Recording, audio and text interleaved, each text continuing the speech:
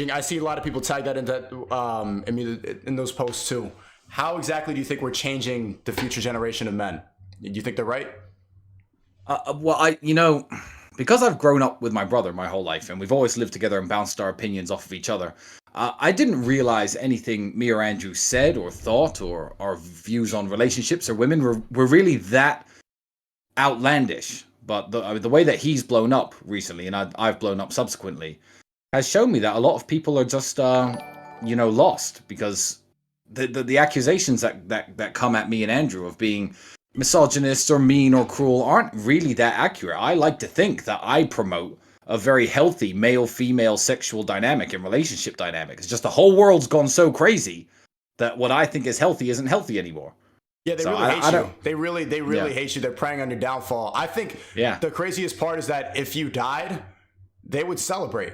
Like there would be people throwing a parade. Like I think in the liberal cities, there'd be people going out and jumping around. Absolutely. But if the reverse happened, that wouldn't be the same result. And I think that really says a lot. No, it does. It does. But unlucky for them, I'm hard to kill. So I don't die easily. I've never died once. So I'm gonna keep that going year by year. What do you know that the average person does not understand about the elites? I often talk about conspiracy theories, and I try to talk about like the stuff that's really going on. But you're really wealthy, and you've probably been introduced to a lot of ideas and concepts and people who pull strings behind the scenes that the average person doesn't know. What's something that you understand that most people don't? We're getting into the deep questions already. See, I was unprepared for this, but I'm happy to answer you. I'll be perfectly honest. I do not get introduced to the people who you're talking about, because money isn't the only way into that club. I sometimes describe myself when I'm in rich circles as I'm not a rich man, I'm a poor man with a lot of money. I don't have the right parents, I don't have the right political background, I don't have the right education, I didn't go to the right school. Regardless of the fact that I can buy the same stuff they can buy, I'm not in their club. I'm not in their circles. My knowledge on how the elite get around the rules, how the elite live differently, how money buys power is all personal to me. The things I can do now that I've made money. And I just know that these people are doing it 100 times bigger than me because they've got a lot more friends, a lot more connections. But essentially the rules don't apply to rich people. They just don't. I'm not trying to call you one of the elites. I don't think you are. I know. But what do you know about like what's going on behind the scenes? What do you know about the truth about power? Like one of the messages that I talk about in my stream a lot is that everything is a lie, and everything in front of, like most things are a scam. Whenever you get scared about something, there's usually somebody making money and profiting off of it. And then like last night I was watching a 9/11 documentary for like 4 hours, and then everyone was realizing like, oh shit, maybe they really lied about all this. Maybe this is really all manipulation. Is there something that you know that the average person doesn't know?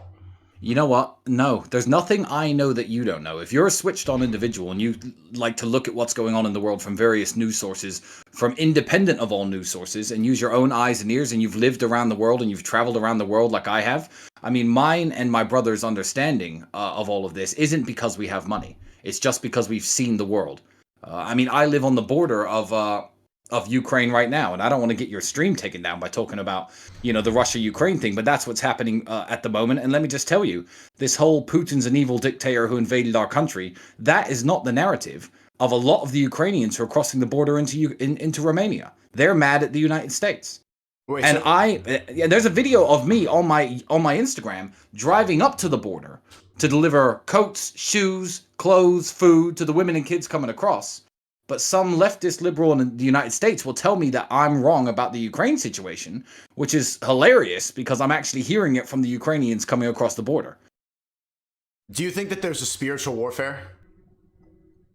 Yeah, I think there is. I feel like living in the religious country that I do, being a Christian myself, let he who's without sin cast the first stone. I'm not going to say I'm a perfect Christian, but spiritual warfare, I look at the spread of atheism. I was an atheist for a long time. Yeah, me too. You may be, but you know what? I believe in God now. I'm not religious, but I do believe in God. Fair enough. And you know what? I believe smart people are smart enough to be atheists. But I look at every society where you take religion away and the behavior of the low IQ and dumb people within that country, and I can't describe it as anything else but Satanism. Yeah. Like, it is literally a fight between good and evil. So me and Andrew have a lot of allies and friends in the Muslim world, in the Christian world, in the church. And, you know, I know some very smart atheists, but sadly, not every atheist is smart as they are. And the moment they give up their religion, they fill it with, you know, abortion and just pure what's the word I'm looking for? Degeneracy. Yeah, that's what's happening in sick, New York right now. I live in New York City. Just the stuff that they celebrate. The people are just dancing around and jumping, and they're saying, "Shout, yell your abortions." They're proud of it. They have parties about it. No, for real.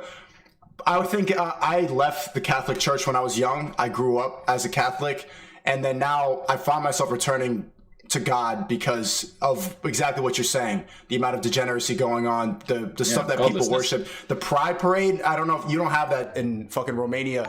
Here, there's literally people dressed up in like BDSM masks, and they have their fetish kinks on, and there's guys with their dicks out, and then moms are bringing their kids like, look, Timmy, this is woke, this is good, and like they think that it's progressive to show their kids this because we've brainwashed people into thinking that showing gay people is making you a progressive parent. And to me, that's just complete degeneracy. You're bringing a 3-year-old kid at a fucking fetish event in the park, and so now I find myself returning to God just for that reason. I think it's a little bit difficult for me to fully believe it because I think organized religion is mostly for, like what you said, for people to have something to follow. But it feels a little bit forced. Do you know what I'm saying? Yeah, no, I do know what you mean. But I mean, we don't really have the gay pride parades here in Romania. But any kind of, I mean, okay, so the argument against the gay pride parades in Romania that they use is, you know, homosexuality is outlawed by the Bible, etc. Well, to be honest, premarital sex is outlawed by the Bible. Multi-partner sex is outlawed by the Bible. But again, heterosexual men who like to sleep with lots of women, or heterosexual women who like to sleep with lots of men, they don't get a parade. So, like, the fact that anything that deviates from the Bible gets special treatment, to me, is what's insane. Because I don't think we should have a heterosexual gangbang pride parade and have all the guys who like, you know, having sex with women en masse parading down the street in front of kids either.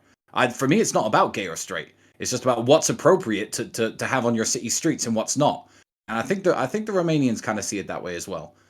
But we've completely removed that, and the West is getting, I don't know how in tune you are with everything, but now there's gender affirming therapists. Kids are in 12 going on puberty blockers. In school, they're telling kids like you can choose your gender. They're really pushing a lot of this like trans agenda and the LGBT agenda in public schools and with therapy. Like the cartoons that these kids watch it's really disgusting. And I've been watching a lot of it on my stream and telling people if they live in America in like a liberal city, take your kids out of school and homeschool them. You know, just in the same way that a lot of the most intelligent views on the BLM movement come from African Americans and my African American family members, the best take on the LGBTQ plus community came from a gay guy who I know. I went to school with him as a kid in the United Kingdom. I've known him my whole life. His name's Mark. He's a very good friend of mine. He said, look, I don't like LGBTQ. I'm just G. And I said, why? Like, I could have guessed reasons, but I was like, why, Mark? Why don't you like LGBTQ? He says, because I'm a homosexual man who goes home to my bedroom and has sex with the people I want to have sex with. You, Tristan Tate, go home to your bedroom and have sex with the people you have sex with.